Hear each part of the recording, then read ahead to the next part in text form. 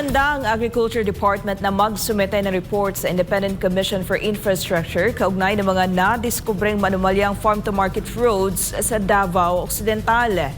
Si Sheena Torno magbabalita.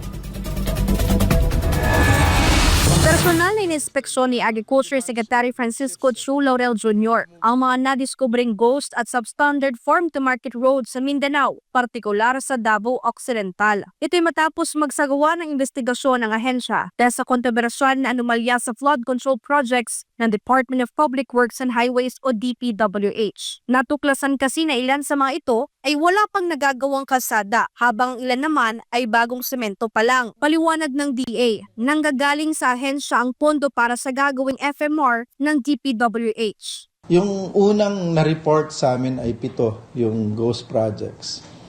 Karamihan nito ay nasa Mindanao areas. Nagkaroon na ng initial report na nasubmit sa ating Pangulo noong early October.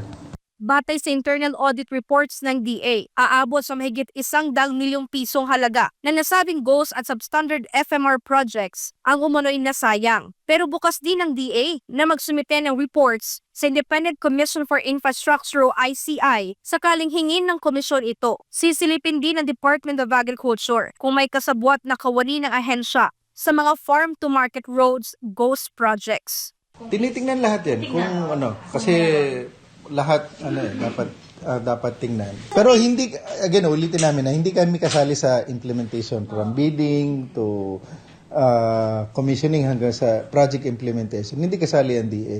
But we should monitor. Dapat nakikita yan ng DA kasi pondo yan ng DA. Para sa Diyos at sa Pilipinas kong mahal, ito si Sheena Torno, SMNI News.